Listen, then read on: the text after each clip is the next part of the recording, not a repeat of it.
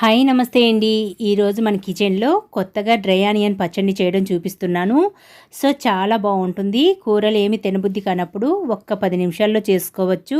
ప్యాన్లో ధనియాలు, జీలకర్ర, మెంతులు, ఆవాలను వేసి డ్రై రోస్ట్ చేసుకోవాలి. కొద్దిగా చింతపండు, ఇంగువను కూడా వేసి వేయించి తీసేసి మీడియం హీట్ అయిన ఆయిల్లో కట్ చేసిన ఉల్లిపాయ ముక్కల్ని వేసి బిర్యానీలో వేసుకునే ఫ్రైడ్ ఆనియన్స్ లాగా వేయించి తీసేసి ఆయిల్లో పల్లీలు, వెల్లుల్లి రేఖలు, ఎండుమిర్చి, కరివేపాకును వేసి వేయించి తీసేసి మిక్సీ జార్లో వేయించిన మసాలా, వేయించిన ఎండుమిర్చిని వేసి పచ్చి వెల్లుల్లి రేఖలు, ఉప్పు, కారం వేసి కోర్స్గా గ్రైండ్ చేసి మిక్సింగ్ బౌల్లో వేసుకోవాలి. కొద్దిగా ఉంచిన ఫ్రైడ్ ఆనియన్స్, పల్లీలను వేసి కలుపుకోవాలి.